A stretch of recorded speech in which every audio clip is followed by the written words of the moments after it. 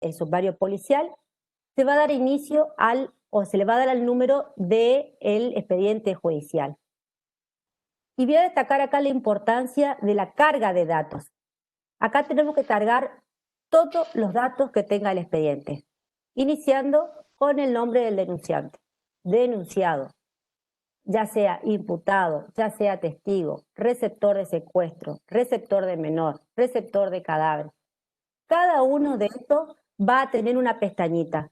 Nosotros generamos el expediente, ponemos el número del sumario policial, el número, la georreferenciación, es decir, dónde se cometió el hecho ilícito o que se denuncia, la fecha en que se cometió y el horario en que se cometió.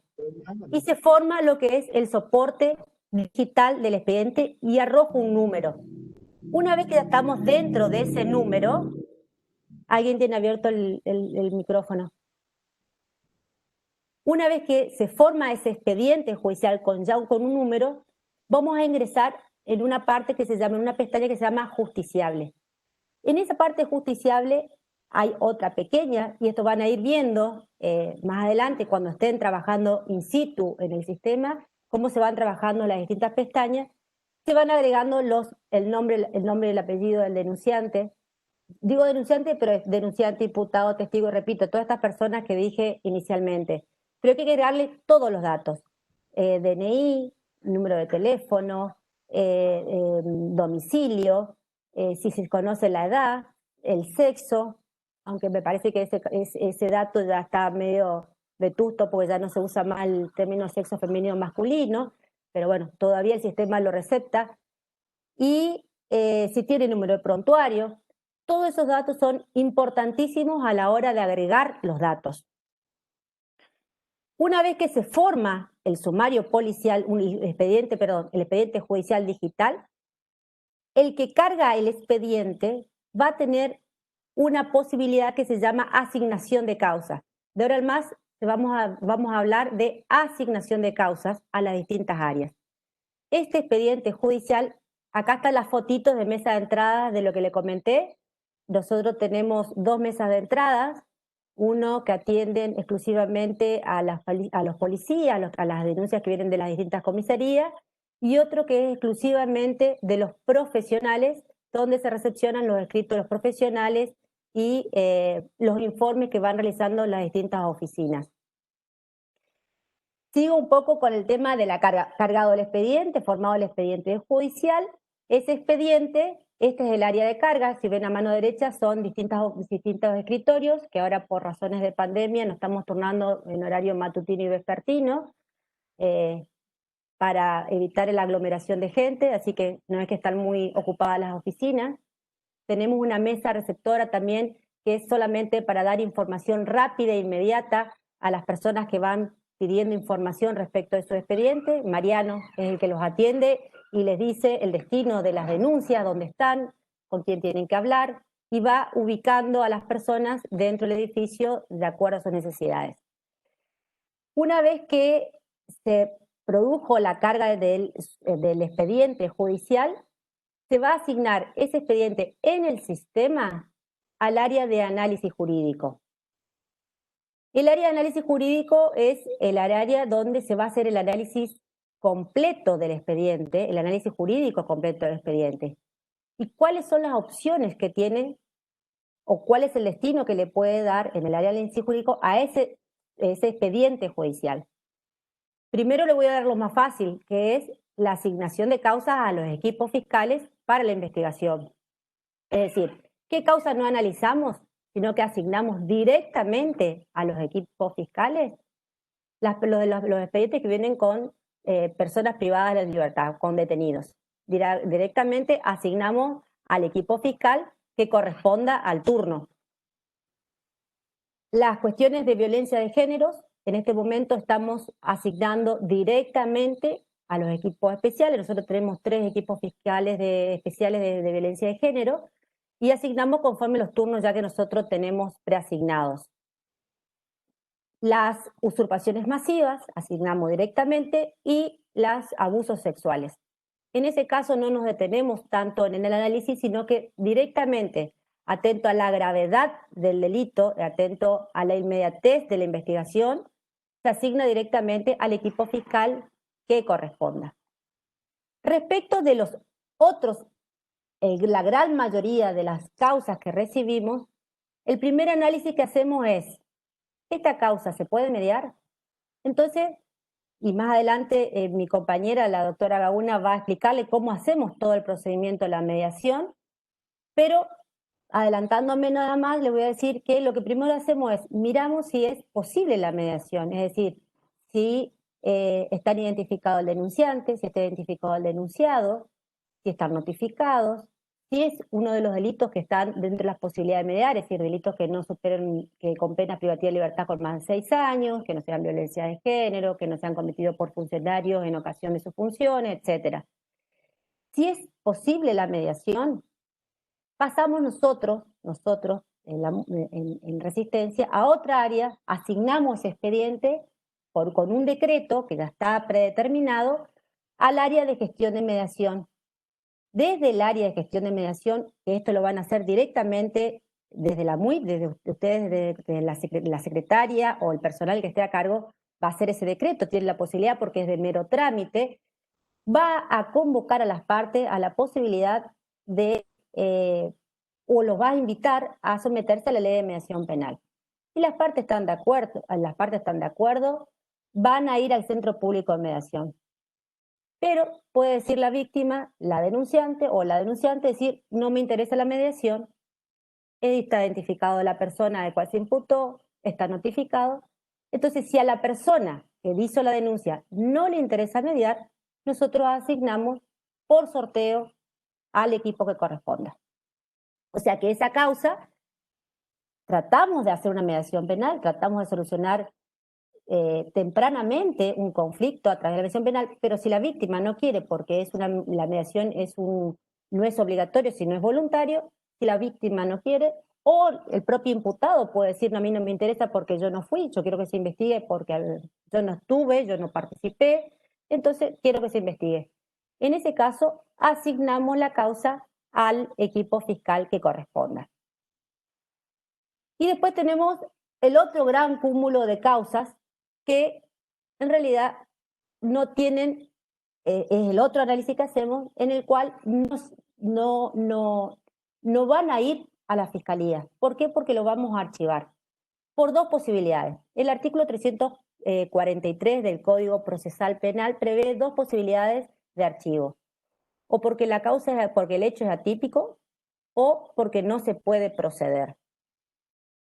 Como lo dijo Carolina, en el año 2014, por un protocolo que se aprobó desde la Procuración, realizado por el Colegio de Fiscales, se hizo un conjunto que ahí está en el PowerPoint, un conjunto de causas en el cual ya se considera que es atípico, es decir, que no es necesario iniciar una investigación para llegar a esa conclusión. Directamente, desde los dichos del propio denunciante, surgen estas situaciones en las cuales no es necesaria una investigación y por lo tanto ya en ese momento ya disponemos el archivo de las actuaciones.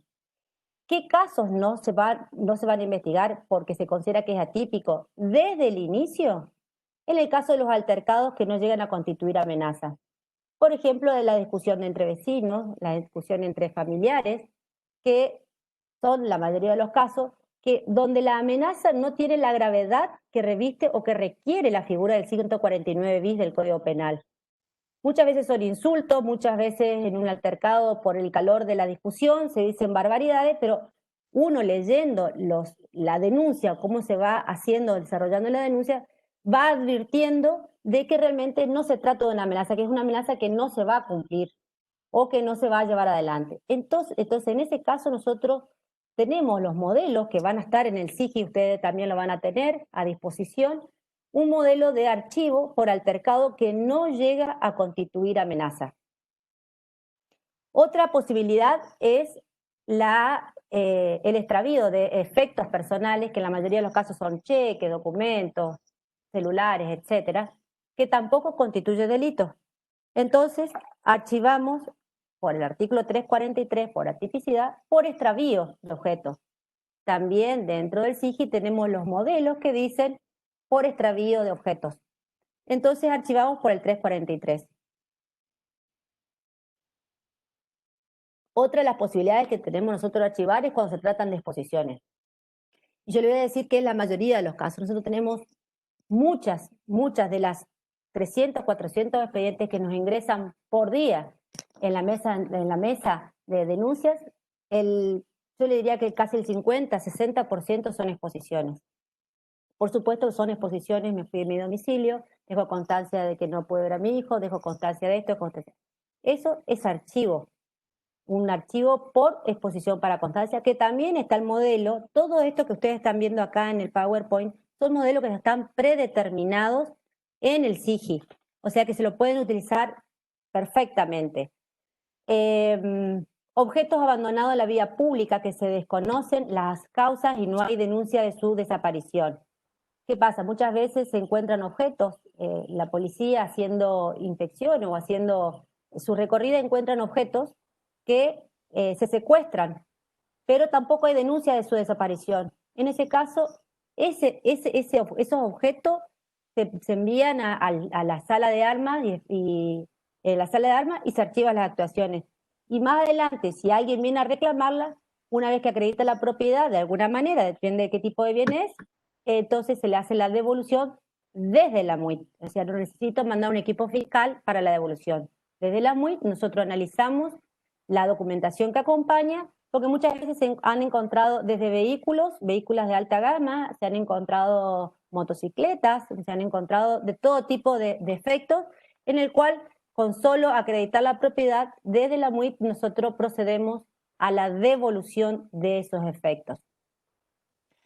Otra posibilidad que tenemos nosotros de archivar es, en virtud del artículo 343, por atipicidad, es el accidente de tránsito sin intervención de terceras personas.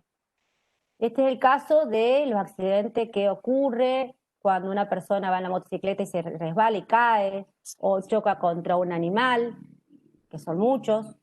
En este caso, el modelito de archivo que usamos también dice sin intervención de terceras personas, y yo solicité a los chicos de análisis, a mis colaboradores, a nuestros colaboradores, de que solamente agreguen porque son muy genéricos estos archivos, que agreguen el tema de la fecha, qué persona intervino, cómo ocurrió, si fue una caída, si fue choque con un animal, etcétera. Solamente para agregarle unos pequeños datos a ese archivo que es muy genérico.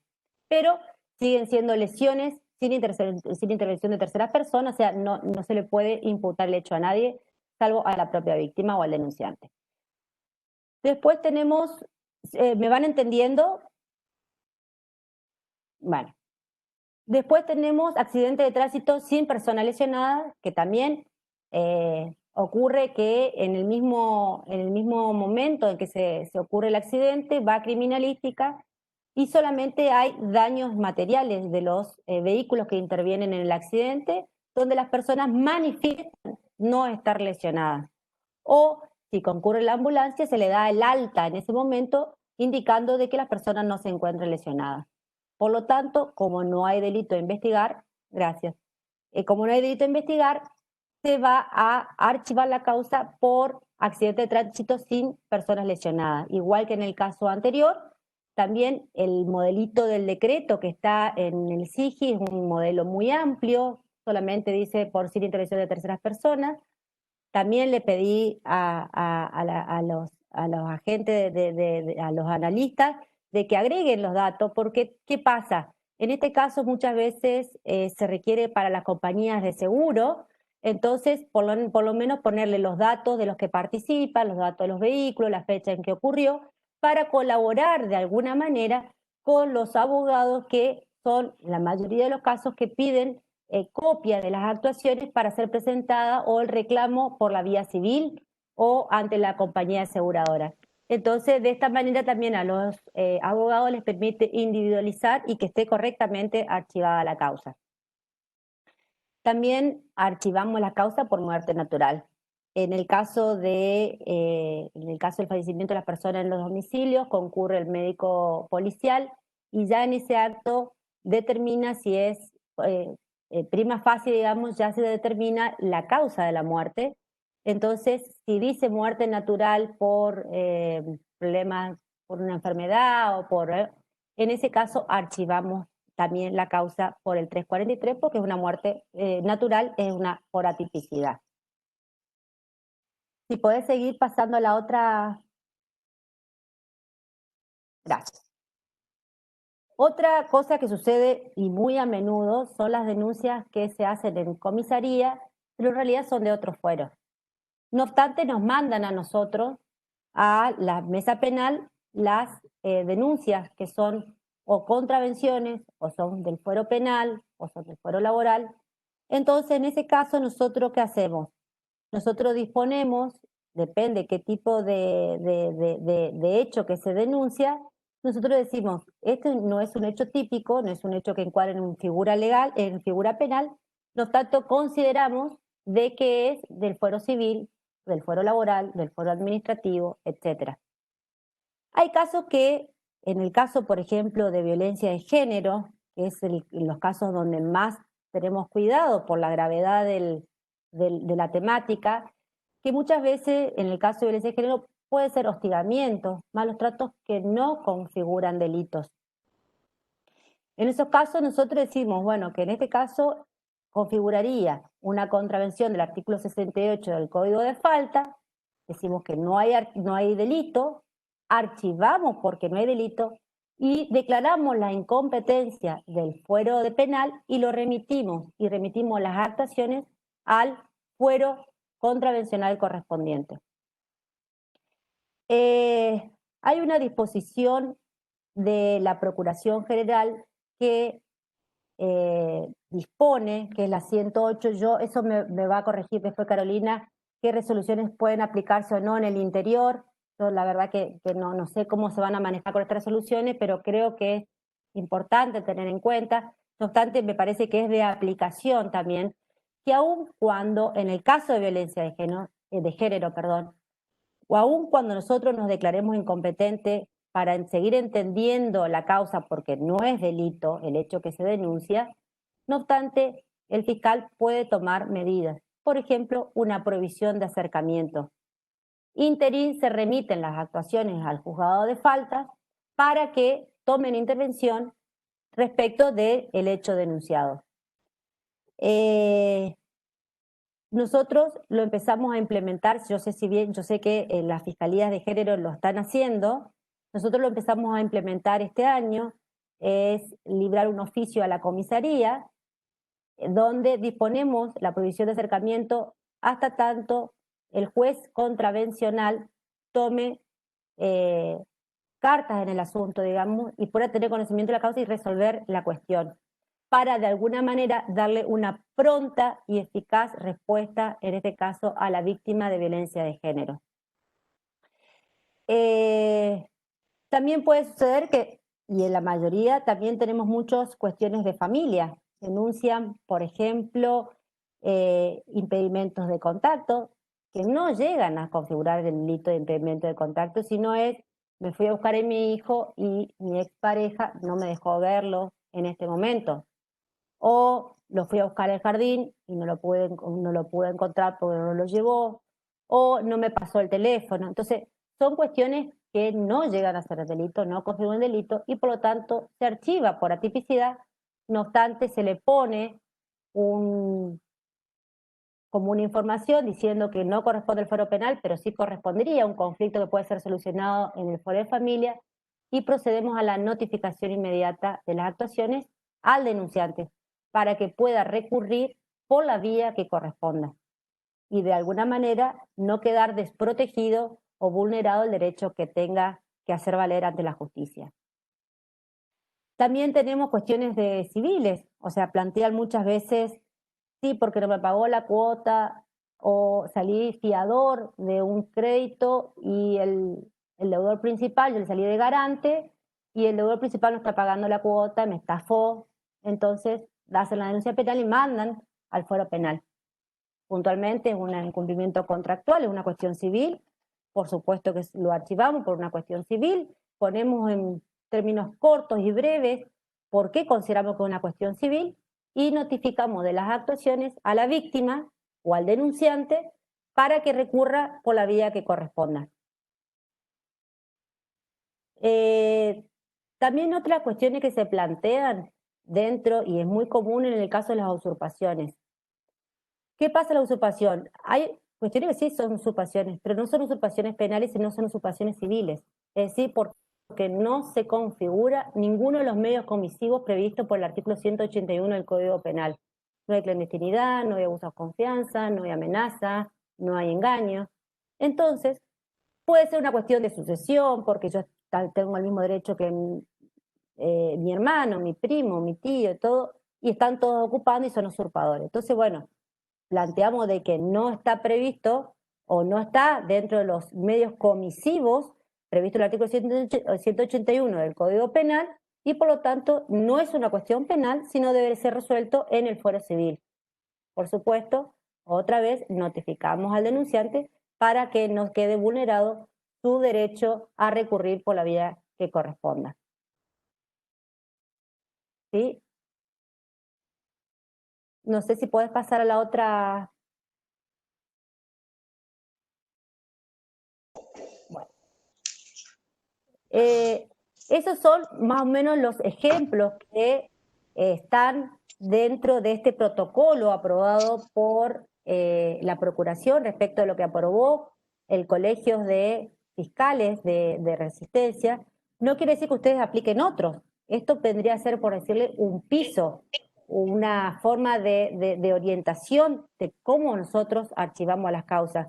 Pueden ustedes tener otro criterio de archivo, es decir, considerar atípico otro tipo de hecho que yo no los puse acá como ejemplo porque no, en este momento no lo tuvimos en cuenta. Pero quiero decirle que este sirve de piso o de base a lo que ustedes consideren. Otra de las posibilidades del artículo 343 es la posibilidad de que no se pueda proceder, es decir, que no se pueda continuar con la investigación penal preparatoria. Y en ese caso tenemos estos ejemplos que están expuestos acá en la filmina.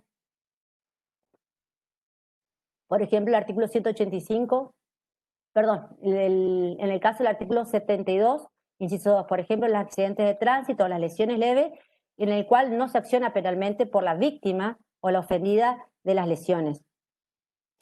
Por lo que me contó Carolina hoy respecto de cómo va a funcionar esto, nosotros, si bien lo archivamos, es decir, disponemos un archivo, antes se hacía reserva, después pusimos un archivo en función del 72, o sea, no se puede proceder en función del 72 del Código Penal. Tengo entendido de que las instrucciones para el interior sea la secretaria que disponga una reserva, es decir, no se puede proceder y se reserva hasta tanto la víctima o el ofendido de las lesiones promueva la acción penal. Por lo tanto, como es reserva, va a ser competencia de la secretaria firmar ese decreto y no del fiscal, que es el que va a tener que firmar los archivos. Pero les cuento cómo hacemos nosotros. En este caso nosotros, los 72, inciso 2, o sea, las lesiones que no son promovidas, las disponemos el archivo en función de que no se puede proceder o hasta tanto que se remueva. No obstante esto, si dentro del plazo que no haya prescrito la acción penal, la víctima acciona penalmente, ese expediente se saca del archivo y continúa la investigación penal preparatoria. ¿Se entendió lo que quise decir respecto al 72, no?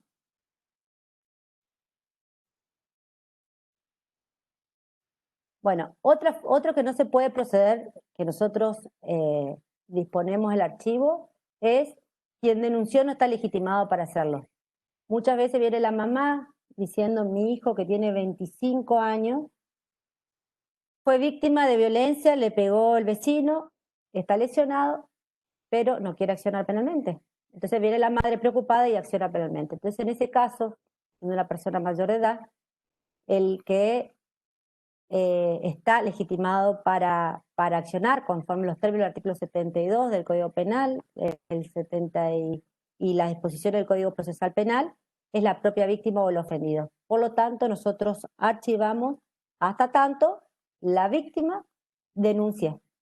Es decir, puede ser en principio que venga la madre, pero posteriormente venga el legitimado, el hijo, en este caso el ejemplo que estoy dando, y denuncie, la causa se deja sin efecto el archivo y continúa la investigación penal preparatoria.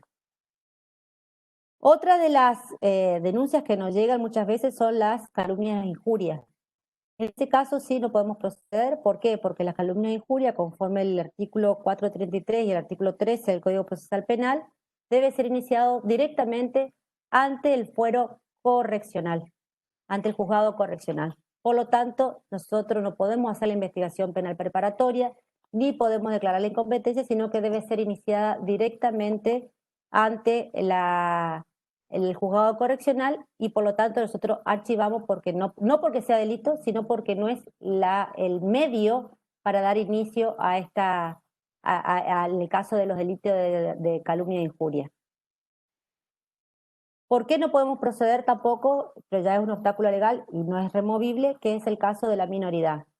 Tenemos delitos, en el caso de los menores de 16 años, donde se aplica la ley 22.278, que son inimputables, es decir, no punibles. Por lo tanto, no se puede proceder, así que respecto de esos delitos, archivamos la causa. Y después tenemos un intermedio, que son los que van entre 16 y 18 años, que son no punibles para ciertos delitos, que son los que tienen penas no privativa de libertad que no excedan de 2 años. En ese caso, se trata, por ejemplo, de amenazas, una amenaza simple, lesiones leves, daños, que no excedan delitos, que no excedan 2 años, entonces archivamos por minoridad. Otra, o sea, no podemos proceder, no se puede continuar con la investigación penal preparatoria. Y ya hacemos el archivo prematuro, desde la MUIT. Otra de los ejemplos que tenemos para no poder, que no se puede continuar con la investigación penal preparatoria, es el artículo 185 del Código Penal, que son las excusas absolutorias, los delitos de daño, hurto y defraudaciones que cometan los cónyuges entre sí, los ascendientes, descendientes o afines en línea recta, los hermanos o cuñados que conviven, o en el caso del difunto supérstite respecto de los bienes del cónyuge fallecido. Bueno, son los supuestos que prevé el Código del artículo 185, inciso 1, 2 y 3. En ese supuesto, directamente lo archivamos por el artículo 185 porque no se puede proceder por la excusa absolutoria. Continuamos. Otra de las herramientas que utilizamos, y también me explicó Carolina, en el caso de falta de elementos probatorios, utilizamos el artículo 314 cuando no hay elementos suficientes, no hay elementos indicados en el expediente, no hay indicios en el expediente para continuar con la investigación penal preparatoria, porque no está identificado los hechos o porque o la persona a la cual se le imputa el hecho no está identificada, o no hay elemento para continuar, no hay testigos, no hay actas, no hay ningún elemento o indicio que yo pueda decir en este momento y en estas circunstancias pueda continuar la investigación penal preparatoria. Entonces, nosotros lo archivamos en función del artículo 314. Me dijo Carolina de que, bueno, ustedes a partir de que empiecen a trabajar con estos nuevos diseños, con este nuevo diseño, van a reservar esta causa, o sea que le va a permitir a la secretaria disponer una reserva provisoria en función del artículo 314 del Código Procesal Penal y hasta que se incorporen nuevos elementos probatorios. Todas estas, en este caso, la utilización del 314, la utilización del artículo 314 del Código Procesal Penal, es siempre y cuando, no es siempre y cuando, sino es hasta que se incorporen nuevos elementos probatorios. Nosotros cuando notificamos este tipo de archivos, le explicamos a la víctima o al denunciante de que este archivo es provisorio, como todos los demás, pero este más puntualmente, ¿por qué? Porque le decimos, mire, usted debería acompañar algún testigo o algún acta o alguna documentación que acredite la propiedad o la posesión, depende de qué tipo de delito sea, o sacarle fotos si estaba lesionado, o un informe médico si faltaba el informe médico. O sea, cualquier elemento necesario para colaborar o dar inicio a la investigación penal preparatoria. Porque si no tenemos ninguno de esos elementos, no podemos directamente dar inicio. Son muchísimas las causas que tenemos, por ejemplo, en el caso de las amenazas, cuando no hay testigos, las amenazas, sí, te voy a matar, pero tenemos testigos presenciales, no hay otro hecho indicador que nos pueda permitir decir que realmente hubo una amenaza que se pueda concretar. Entonces, archivamos en virtud del artículo 314 sin perjuicio de que existan nuevos elementos probatorios que puedan o nos permitan dar inicio o continuar con la investigación penal preparatoria. Y ahí puse un par de ejemplos que son las agresiones y lesiones constatadas. Puede ser que y muchos casos nos pasa de que son peleas entre vecinos, pero nunca concurrieron a oficina médica, a sanidad policial para determinar o constatar las lesiones. En ese caso, no podemos de ninguna manera determinar las lesiones o investigar las lesiones respecto del hecho que se denuncia. Si volvemos un poquitito atrás,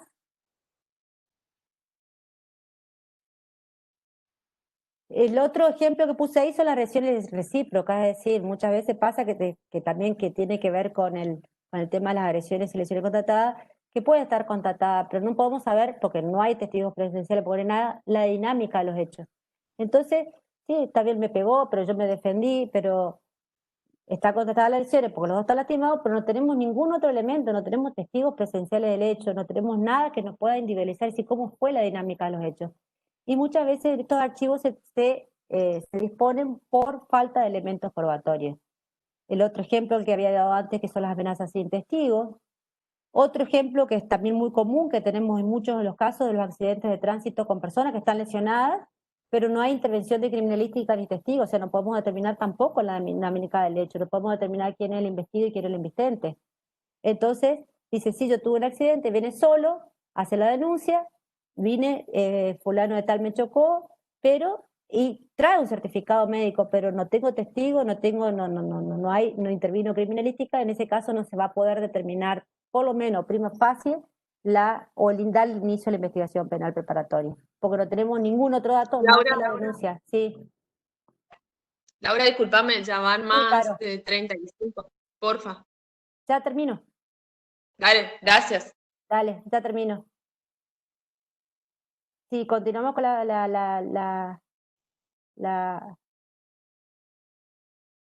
Y otro que también va a hablar ahora Noelia es los criterios de oportunidad, que los aplicamos mucho en el área de la MUIT, es archivar en forma temprana por utilizando los criterios de oportunidad.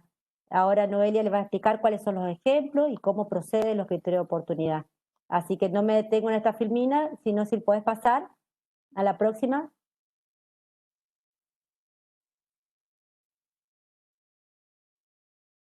Otra opción que tenemos, además de los archivos, es reservar por autor ignorado, es decir, que no se van a asignar a los equipos fiscales, sino se van a reservar por autor ignorado, porque no se puede identificar los autores del hecho, o porque esa es nuestra área de análisis, o porque lo podemos reservar por prófugo. ¿Por qué? Porque la persona que está indicada como autor del hecho no pudo ser en ese momento privado de libertad o detenido o notificado de las actuaciones, entonces se dispone librar oficio o ya viene ya el sumario policial con la orden de aprehensión o de comparendo, indemnización y comparendo, y en ese caso nosotros no asignamos a la causa, sino la reservamos por prófugo en el área de la MUIT hasta que sea notificado de las actuaciones. Cuando es notificado de las actuaciones, esa causa lo mandamos o a mediación, o depende del tipo de delito que sea, o lo asignamos a equipos fiscales.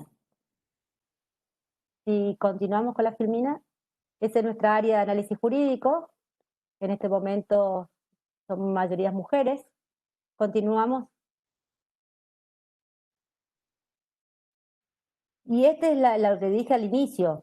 Cuando el hecho constituye delito y han fracasado todos los medios alternativos de conflicto o no se puede utilizar por tratarse del delito que sea, se asigna al equipo fiscal para continuar con la investigación penal preparatoria. ¿Seguimos? Y esto ya es una oposición al archivo, es decir, si nosotros archivamos, está establecido el artículo 347, la forma en que se dispone el archivo, o sea, si yo dispongo un archivo como fiscal, y esto ya lo deben manejar ustedes, por supuesto, todavía no es que todavía, lo deben utilizar en el caso de que se archive una causa, se debe notificar al fiscal del archivo y se hace en la audiencia ante el juzgado de garantías. Sí, seguimos. Ese es el área de archivo, desde ahí se archivan y se notifican todas las actuaciones que nosotros mandamos a esa área, asignamos a esa área para notificar a la víctima. Él es nuestro compañero Juan Manuel, que tiene mucha paciencia y notifica muy bien a las víctimas, ya sea vía telefónica, y si no se puede comunicar por teléfono, lo hace vía cédula. ¿Sí? Pasa, por favor. Y lo que con la que yo quería terminar es decir que en este caso todos los archivos que se decretan desde la MUIT no son archivos definitivos, sino son provisorios, no causan estado. Es decir, que en cualquier momento que se incorpore un nuevo elemento de prueba que permita el inicio o continuación de la investigación penal preparatoria, nosotros podemos dejar sin efecto el archivo y perfectamente continuar con la investigación penal preparatoria. Así que desde ya que no tengan ningún temor en archivar tempranamente las causas, sino que por el contrario esto va a facilitar la labor de los equipos fiscales y descomprimir la tarea que tenga ella en el momento de la investigación. Ahora les agradezco por la atención y les paso a mi compañera que van a hablar puntualmente de la mediación y de los criterios de oportunidad. Muchas gracias.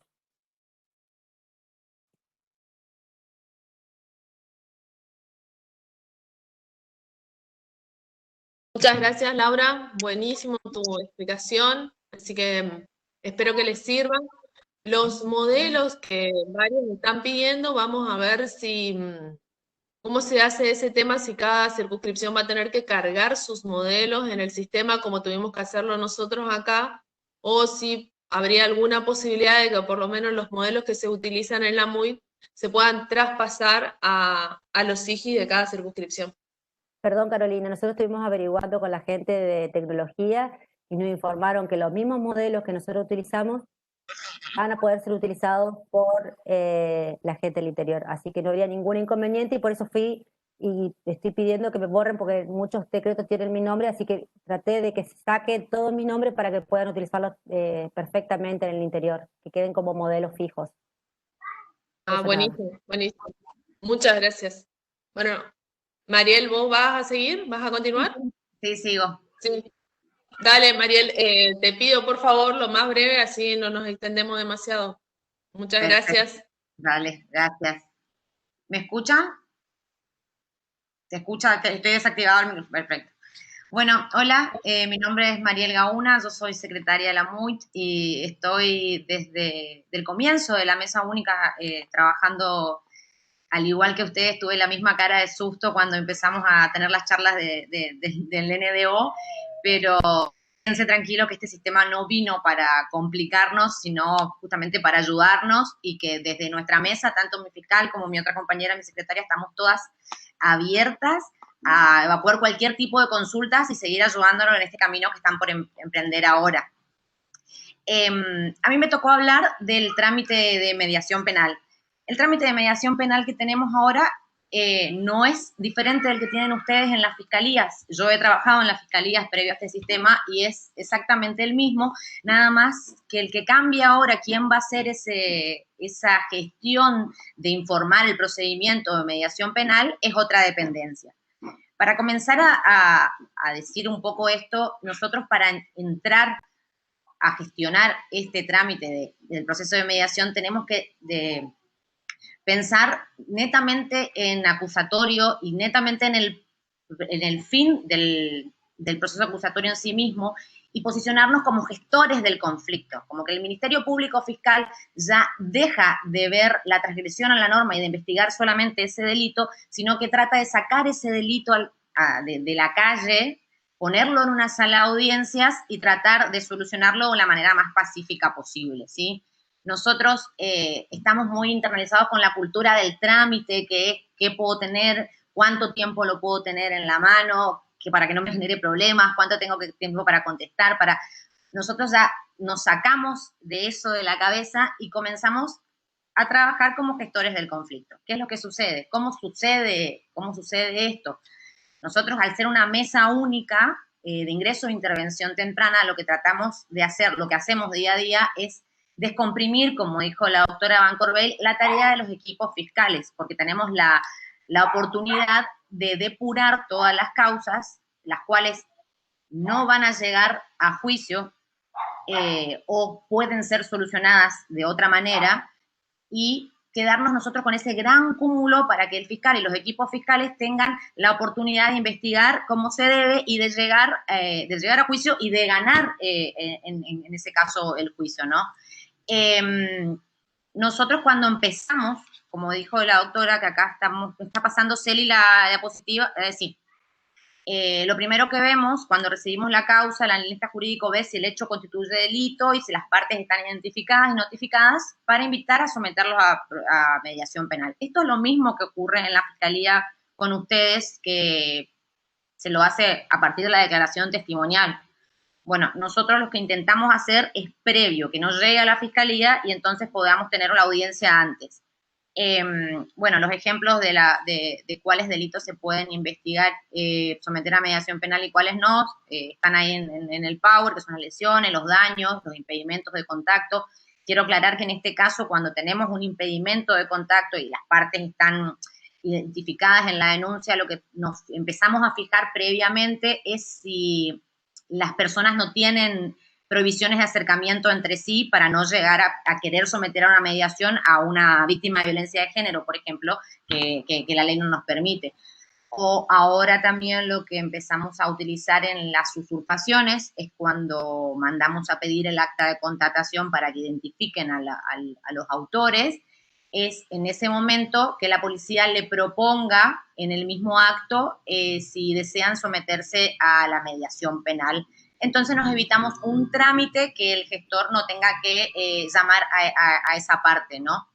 Bueno, voy a pasar cómo hacemos el trámite en sí mismo, si me pasás a la otra, ahí, a la otra, a la última diapositiva, a esa.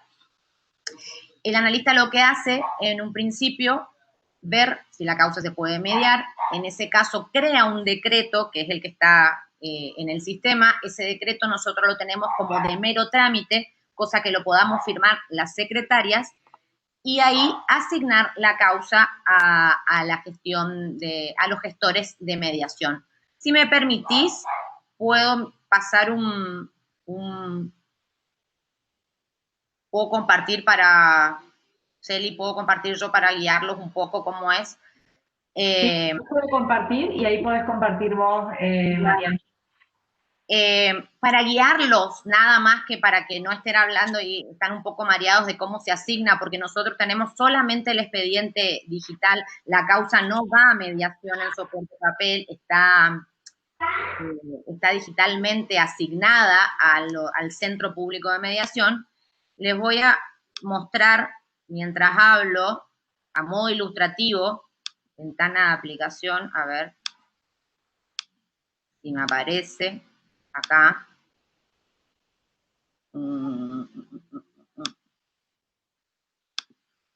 ¿Se puede ver?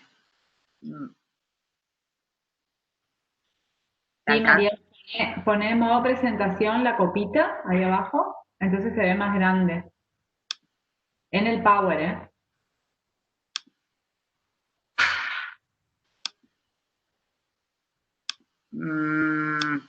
Bueno. ¿Quedó? Abajo, abajo. Ahí. No, abajo de tu PowerPoint, abajo de tu pantalla, al lado de comentarios, hay ¿Ahí unas nada? y abajo hay una copita. Ahí tenés que apretar. En la copita que está abajo.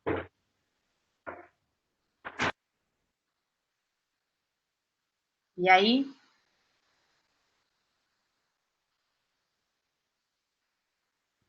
No.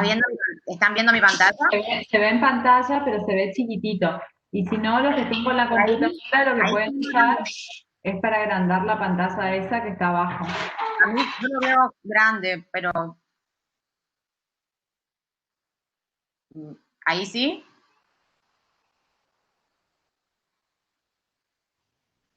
Se ve chiquito, Mariel. O sea, Bueno. se ve cuando vos estás haciendo el PowerPoint, no está en modo presentación. Perfecto. Bueno, lo muestro así rápido porque es para que se... Nosotros cuando recibimos el expediente, tenemos un expediente digital creado que tiene, no sé si ya estuvieron para ver de esta forma, asignamos en la parte que dice Otra dependencia se ve.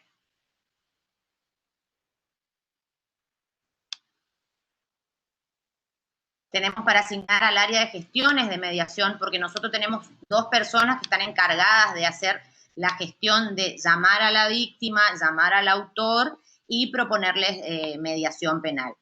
Lo único que hace en Resistencia el Centro Público de Mediación es confirmar, dar la fecha de la audiencia y celebrar la audiencia. Nuestros gestores de mediación son los que se encargan de notificar a las partes. ¿Sí?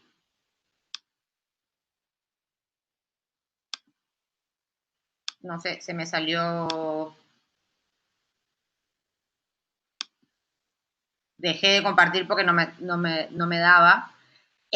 Lo único que hacen, lo único que hacen nuestros gestores de mediación es, todo lo que hacen, perdón, es llamar al denunciante, llamar al denunciado, proponerle, hacerle conocer los alcances de la mediación y luego pedir un turno al Centro Público de Mediación para que fije la audiencia. Lo que hacen particularmente nuestros gestores, que no sé si en el interior va a haber gestores o va a ser la misma secretaria lo que lo haga, es tratar de convencer o de poder canalizar esa causa en que se solucione mediante la mediación penal. Lo que hacíamos el proveyente cuando recibíamos la denuncia y queríamos cerrar la causa con ese método de resolución alternativa de conflicto. Acá nuestro gestor de mediación se pone en ese lado, lo que yo estaba hablando, lo de convertirnos en gestores del conflicto, como el nuevo rol del sistema acusatorio, porque de nada sirve que un gestor de mediación solamente comunique a las partes si quieren o no ir a mediación, como en algunos casos y en algunas circunscripciones me comentaron que hacía la policía, y que el denunciante diga no. Y cierre la causa de esa manera y después la fiscalía vuelva a proponer, después en el juzgado correccional o en las cámaras, como se sigue haciendo hasta ahora, se vuelva a proponer mediación penal. La idea es de que nosotros desde el inicio podamos darle el cierre a esa causa que en realidad no solamente es la mejor manera de solucionarlo, sino que es darle más intervención a la víctima y no a la... Ay, se me está compartiendo más intervención a la víctima y no al trámite en sí mismo de la transgresión penal. Nosotros también desde el 2013 nos sometimos a una evaluación, digamos, que desconocíamos cuál iba a ser el resultado. No sabíamos que el 90% de las causas que ingresaban, el 80% de las causas que ingresaban a la fiscalía se terminaban convirtiendo en archivo de reserva o se solucionaban mediante la mediación. Todo ese primer paso, ahora lo estamos haciendo nosotros desde la mesa. Y, o sea, hay muchas alternativas para resolver esto. Uno es la mediación, otro es el archivo, otro el criterio de oportunidad, que mi compañera va a hablar cuando el fiscal puede prescindir total o parcialmente de la investigación. Y, bueno, es que hay que animarse a decir, bueno, este caso lo voy a resolver de esta manera y este caso lo voy a llevar a juicio, ¿no? Esa es la eficiencia que yo como Ministerio Público Fiscal puedo resolver dentro de mi ámbito de actuación. Y dentro de nuestro ámbito como mesa de intervención temprana, tratamos y día a día vamos cambiando según las necesidades del sistema, a ver qué podemos hacer para ayudar y complementar esa tarea de los equipos fiscales, porque nuestro trabajo es muy importante para que el equipo fiscal lo que reciba en sus manos, voy a decir, pero no hay más expediente papel, lo que reciba en el sistema sea verdaderamente algo que deba investigar y que esa investigación la pueda mantener en una acusación, en un juicio, ¿sí? No sé si me quedó algo más para decir de la mediación de los delitos, si quieren.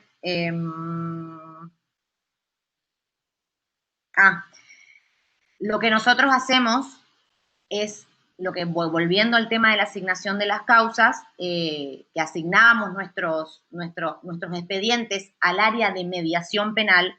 Ese área de mediación penal sigue dependiendo de la mesa informatizada. O sea, es nuestro área, pero nosotros para identificar a dónde tenemos y cuántos expedientes tenemos, lo tenemos que asignar ahí a los gestores de mediación. Y el expediente, cuando realmente se celebra la audiencia, se coloca en una pestaña que se llama Oficina Colaborativa, que es cuando otra oficina, otra dependencia judicial puede intervenir en ese expediente, puede crear las historias, los decretos, firmarlos, y sin necesidad de estar remitiendo de un lado al otro el expediente. El expediente papel ya no existe, pero también evitamos eso de estar remitiendo la causa de asignación a dependencia a cada dependencia. Siempre queda como que pertenece a la dependencia de la MUIT. En el caso de que se acuerde, se llegue a un acuerdo en la audiencia de mediación, ese expediente se lo reserva por 60 días y, cumplimentado este trámite, se archiva la causa. En el caso de que no se llegue a un acuerdo, o en el caso de que, llegado a un acuerdo, el denunciante ponga en conocimiento de la autoridad de nosotros que no sé, pues se pudo llevar a cabo o no se cumplió con ese acuerdo, el expediente vuelve y nosotros recién ahí lo mandamos a la Fiscalía para investigar. La verdad es que nosotros tenemos un buen porcentaje de las causas que van a mediación y de que se solucionan en mediación. Porque, a ver, como estamos nombrando ejemplos de lesiones, de daños, de usurpación, de estafas, delitos que se podían mediar, a la víctima en realidad no le importa que el autor esté imputado de un hecho. A la víctima de la usurpación le importa recuperar su lugar, a la víctima de un impedimento de contacto lo que le importa es retomar el contacto, o sea, no interesa el trámite en sí mismo de la imputación a la otra persona, de la transgresión, de esa efectiva transgresión a la norma de la que estaba hablando, sino de solucionar el conflicto de la manera más pacífica que podamos. La verdad que tenemos buenos resultados y bueno, le puedo dar paso a mi compañera que va a hablar de archivo y de criterio de oportunidad, Noelia, y cualquier cosa estamos a su disposición. Bueno, muchas gracias, Mariel. Muy, muy clara tu exposición, buenísimo. Quiero remarcar esto que vos decías, de la importancia que tiene esta mesa única de ingreso e intervención temprana de brindar soluciones de calidad. La mediación es una de ellas, el archivo temprano y avisarle, en este caso para el interior va a ser la reserva 314, pero avisar a la víctima que tuvimos que reservar ese expediente porque no contábamos con elementos suficientes y entonces ella tiene conocimiento de que se metió, de que no había elementos, por ahí se los puede aportar, bienvenidos sean, los archivos siempre son provisorios, eso es como vos bien decías, no hay algo a lo que tenerle miedo, sino que es necesario para poder dedicar el tiempo que requieren a aquellas causas que realmente son importantes y que comprometen de manera más profunda a la sociedad. Bueno, ahora nos quedamos con la doctora Noelia Encina para que continúe. Muchas gracias, Mariel. Perdón, un segundito, claro, y antes que empiece Noelia, hay personas que no tienen nombre en su pantalla y se toma la asistencia con el nombre. Así que por favor o aclaren el nombre o pongan en el chat quiénes son. Ahí tienen códigos o números de teléfono, pero no nombres. Gracias. Bueno, muchas gracias. Buenas tardes a todos. Mi nombre es Noelia. Soy secretaria con funciones en la MUIT. ¿Se me escucha bien? Yo también estoy desde los inicios del SIGI en el 2013. Comencé como analista y bueno, ahora estoy como secretaria. A mí me toca contarles respecto a dos cuestiones. La primera es la aplicación práctica que hacemos de los criterios de disponibilidad. Y la segunda, el impulso, el trámite que desde la MUIT le damos a ciertas causas para o tener mayores elementos a la hora de fundar el archivo o mayores elementos para asignar la causa al equipo fiscal que corresponda. En cuanto a los criterios de disponibilidad, nosotros no hacemos aplicación del inciso 2, porque entendemos se requiere de una investigación para determinar si estamos en presencia de un hecho que configure una pena natural. Sí aplicamos el inciso 1 con respecto a la insignificancia, que sucede mucho, es mucho, En cuanto a las tentativas de hurto, por ejemplo, en las cadenas de supermercado, de un desodorante, de un shampoo, en esas cuestiones que no afectan mayormente al interés público, procedemos al archivo por aplicación del inciso 1 del artículo 8 por insignificancia. El modelo está en el sistema, está en el SIGI, esa base de datos. Como dijo la doctora Van Corbeil, tenemos entendido que ustedes van a tener acceso. Lo que nosotros hacemos es agregar, detallando, relatando un poquito el hecho para que quede determinado por qué ese hecho encuadra dentro de lo que sería la insignificancia.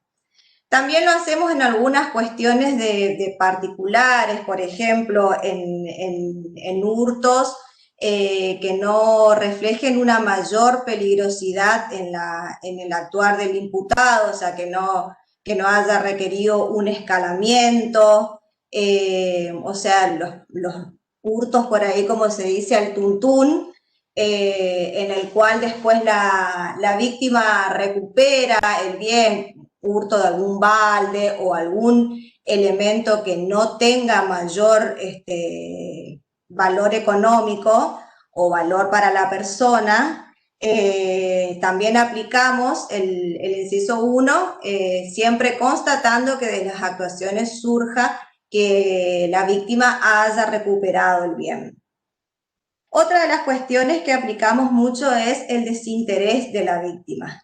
Muchas veces surge incluso de la denuncia, se constituyen en la comisaría, relatan el hecho y mismo expresan su desinterés en la misma denuncia, pero en esos casos se llama a la víctima para comentarle que tenemos en poder la denuncia que de tal fecha y que nos expresen su desinterés para poder proceder a la aplicación por desinterés. Se deja constancia de esa llamada telefónica y se procede.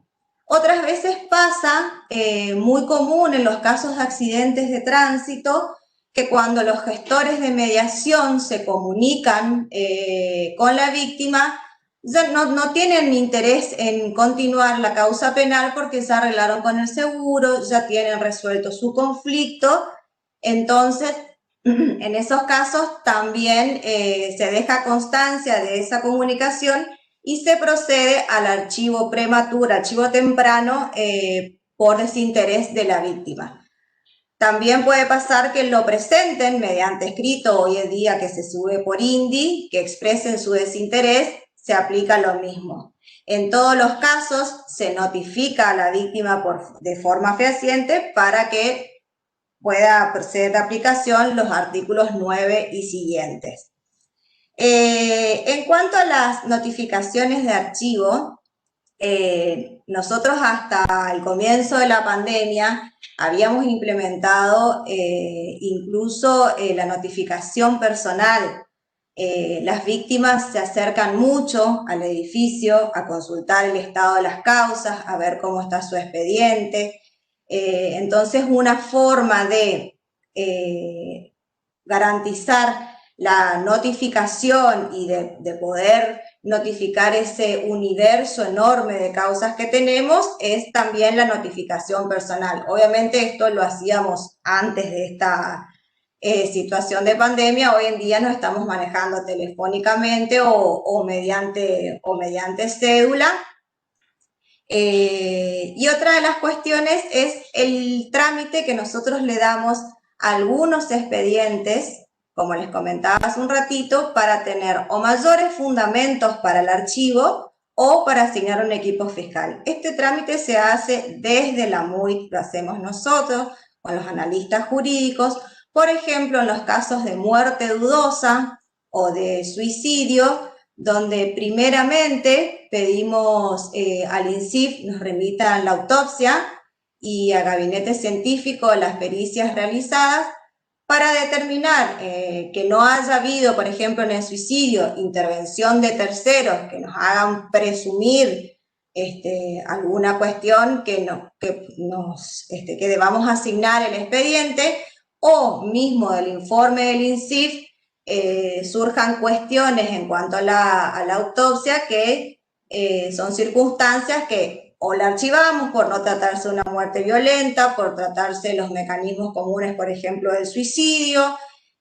donde el cuerpo no presenta lesiones, donde no hay elementos que hagan presumir otra cosa que no sea un suicidio, lo archivamos. Y si no, si hay circunstancias que rodean la muerte que no cierran, entonces directamente lo asignamos en ese caso al equipo fiscal correspondiente. Otro trámite que damos es en el caso de los incendios, que normalmente viene solamente el expediente policial con el informe de la intervención. Entonces, libramos oficio a bomberos para que nos remitan el informe pericial. En la mayoría de los casos son incendios accidentales, entonces se procede al archivo, a las actuaciones, está el modelo, que es por atipicidad, por no haber intencionalidad en el hecho, o en el caso de que sea accidental y esté determinado en la pericia, se vuelve a evaluar las circunstancias para determinar su asignación al equipo fiscal.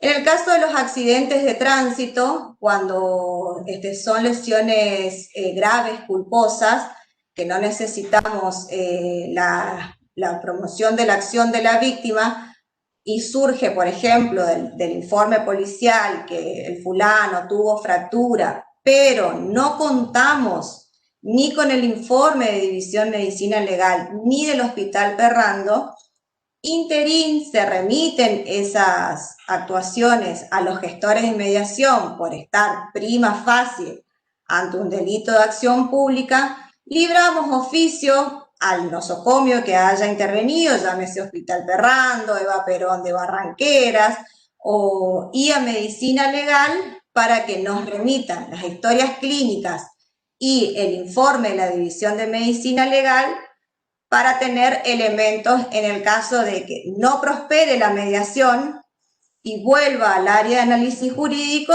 tenemos probadas las lesiones para poder asignar por sorteo al equipo fiscal que corresponda. Y después había una cuestión que también le queríamos comentar en cuanto al movimiento de los expedientes. Con este nuevo sistema, los expedientes son digitales, con lo cual las causas descansan en el área de repositorio y no se mueven. Nosotros, por ejemplo, todo lo que es solicitudes que recibimos de los juzgados civiles que piden remitamos las causas a defectum videndi, las remitimos todas en forma digital. No sacamos los expedientes del área de repositorio, sino que al tenerlos todos en el sistema, los mandamos por correo electrónico y de esa manera el expediente está siempre radicado físicamente y en el sistema en el área de repositorio. Lo mismo que le contaba hoy Mariel con el tema de las oficinas colaborativas, cuando las defensorías quieren hacer planteos o ver de qué se tratan las causas, o por ejemplo, una ejecución necesita un acta de defunción. Como pueden ver exactamente lo mismo que podemos ver nosotros, se los coloca como oficina colaborativa para que hagan las presentaciones que estimen pertinentes. Y lo último que les quería comentar era que con este tema de la pandemia fue un cambio muy positivo porque nos vimos obligados de hacer todo en forma por correo electrónico. Remitimos los oficios por correo electrónico y nos remiten los informes por correo electrónico. Recibimos las historias clínicas del hospital por mail, los informes de bombero por mail, de medicina legal, de todas las dependencias, las inserciones en las órdenes del día, todo recibimos vía mail en forma mucho más rápida de lo que era antes. Antes podíamos estar semanas esperando una historia clínica, ahora la tenemos en 72 horas, nosotros podemos resolver el trámite de un expediente, la recibimos por mail y después cuando estén in situ, como dijo la doctora Van Correil en el SIGI, van a ver la forma de agregar todos esos informes que se reciben por correo electrónico directamente al expediente sin necesidad siquiera de imprimir y pasarlo a digitalizar, sino que se hace todo a través del sistema. Y lo último que les quería comentar era que si bien todos compartimos los modelos que ya están determinados en el SIGI porque tenemos la misma base de datos, en algunas cuestiones que nosotros tal vez podamos advertir que procede el archivo temprano, pero puede llegar a haber una oposición, por ejemplo, en las usurpaciones que están en el límite o en los impedimentos de contacto que, si bien no configuran delito, la parte insiste, lo fundamos un poco más, lo fundamos para poder darles herramientas a la fiscal a la hora de plantearse la oposición. Así que, bueno, eso era todo lo que les quería contar en cuanto a lo que es la práctica de lo que hacemos en la MUI con los expedientes, con la aplicación de los criterios de oportunidad y destacar la importancia de la carga correcta de los justiciables, porque es una base de datos importantísima a la hora de buscar los expedientes que vinculan a la misma persona. En nuestro caso, por ejemplo, que tenemos las fiscalías especializadas en violencia de género, la base de datos de los justiciables es de suma importancia porque todas las causas van al mismo fiscal de género que está interviniendo, salvo que se haya archivado por atipicidad, sino el mismo equipo fiscal de género investiga las causas que involucran a los mismos justiciables.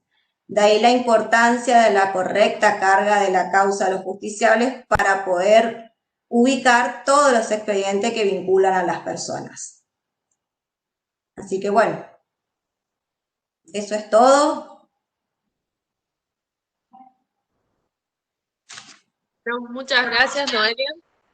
Me parece muy interesante que lo que dijiste, que en la mesa también hacen algún poco trámite, eso de solicitar las actas de defunción en el caso de los suicidios, ¿para qué vamos a pasar a un equipo fiscal cuando el trámite ese es el único? Me parece también muy interesante eso que hacen de pedir las historias clínicas de las lesiones graves, mientras va a mediación, eso nos acorta un montón el tiempo en el trámite de la causa. Entonces esos son como pequeños detalles, pequeños tips que le estamos diciendo a la gente del interior que les vamos a ir proporcionando para que para ellos sea más fácil el trámite y que puedan acelerar este proceso y siempre con miras al justiciable, con miras a resolver las causas lo más pronto posible.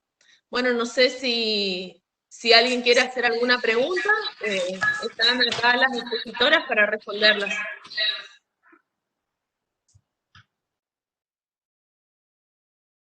El que quiera hacer alguna pregunta habilite su micrófono y hace la pregunta. Hay una pregunta del doctor Mari. Dice, me ¿Cuál? gustaría... Ah, no, en realidad quieres tener el PowerPoint, que es importante para sumar los criterios que desplegamos habitualmente y que se ajusten lo expuesto. Ahí le Sí, el habíamos PowerPoint se comentado. lo vamos a pasar.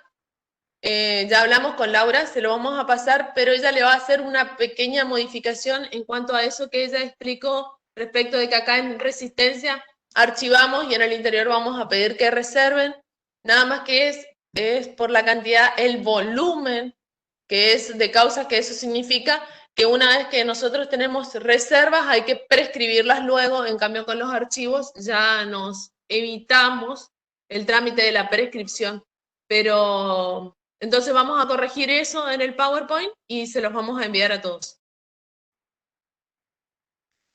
Si no quieren hablar, pueden escribir sus preguntas en el chat también. Así que acá estamos mirando el chat. Si alguien necesita hacer una pregunta, la puede hacer.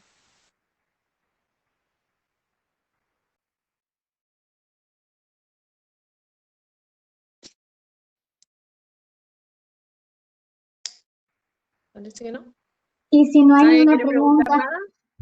Y si no hay ninguna pregunta, el doctor Cantero me pidió que agradezca a todas las personas que están por su presencia, especialmente a las chicas que nos capacitaron hoy y especialmente a Laura porque es su cumpleaños. Entonces me dijo que le agradezca especialmente por haber... Ahí está él, ahí está el doctor. Doctor, sí, lo escuchamos, doctor. Bueno, tuve algunos problemas, buenas tardes a todos, tuve algunos problemas de conexión porque intenté nuevamente conectarme con la notebook y terminé como todas las tardes con el teléfono. Pero bueno, ya vamos a solucionar. Tengo un problema de audio con la notebook. Muy buenas, excelente las 3 disertaciones. Participé de las 3. Gracias, Laurita Van Curveil, por estar presente el día de tu cumpleaños. Muy clara y precisa, y lo escribí, Mariel Gauna. Y Noelia, la verdad que me sorprende lo que ha crecido. A Noelia, bueno, a Noelia y a Laura las conozco de chiquitas, y la verdad es que me alegra mucho, me emociona verlas, lo que han crecido y dentro del Ministerio Público. Hago una mención especial para el doctor Eduardo Helio Mari, fiscal de Charata. Ha fallecido su mamá, que es muy difícil para todos perder a la madre, y tuve una larga charla con él esta mañana. Y bueno, me sorprende que esté presente, ¿no? Realmente me sorprende, y a la vez me alegra porque, bueno, la vida es así, la vida debe continuar pese a todo. Así que un reconocimiento especial para el doctor Mari por estar presente y a Laura por acompañarnos el día de su cumpleaños. El Ministerio Público está más fuerte que nunca. Hoy la alegría que tengo es que el Ministerio Público se empieza a emparejar, porque teníamos una justicia de primera en la primera circunscripción judicial, y hablábamos de SIGI, hablábamos de ATC, y la gente del interior nos miraba como diciendo, ¿qué será eso? Y bueno, pasaron varios años.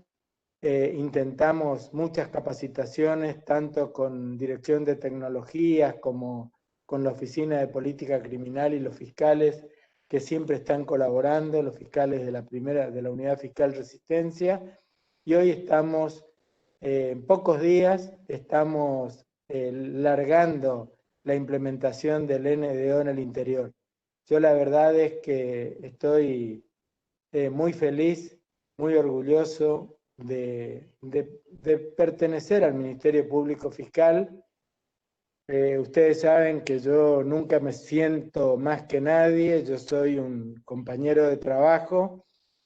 Hay alguna gente que me quiere correr solo porque hace muchos años que estoy, pero yo me sonrío nomás porque de verdad yo me levanto todos los días a las 6 de la mañana y trabajo hasta las 22, 23 horas, porque a la tarde trabajo mucho más que a la mañana, 4 o 5 reuniones por estos medios, WebMeet, Zoom, etcétera, todos los sistemas tecnológicos, y el Procurador General y el adjunto no dejamos de trabajar nunca, porque estamos en conexión con los fiscales de toda la provincia. Y bueno, el día que yo no tenga las ganas, que no tenga el empuje, que no tenga la motivación para trabajar esas 10, 11 horas que trabajo todos los días, yo me voy a ir tranquilamente sin que nadie me tenga que pedir que me vaya. Me voy a ir yo antes que alguien me pida. Les digo para algunos que andan por ahí afirmando que yo me tengo que ir solamente porque hace mucho tiempo que estoy. De nuevo, mi agradecimiento por esta hermosa capacitación. Creo que vamos a seguir conectados para que el día 3 de noviembre Charata sea una fiesta y a los 7 días seguir con el resto de las circunscripciones judiciales, y mi agradecimiento para todos ustedes por el empuje, por la participación. Hago una última aclaración.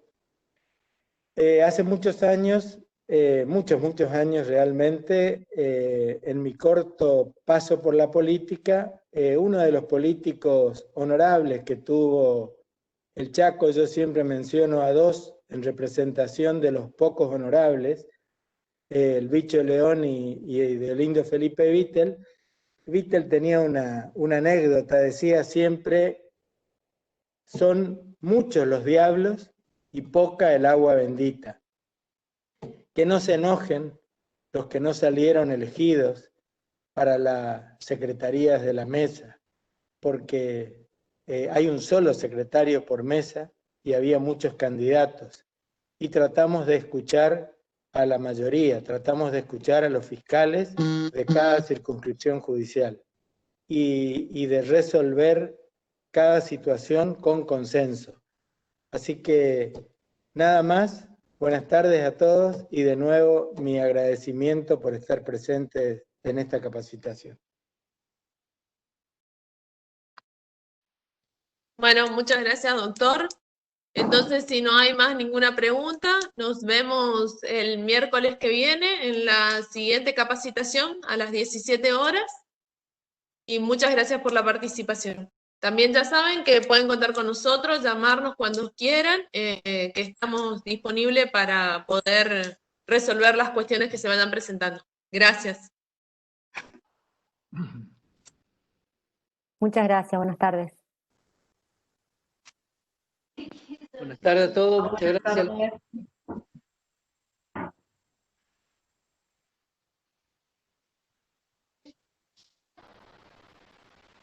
Sí, Lisandro, ¿no me escuchás? Doctor, tiene abierto el micrófono.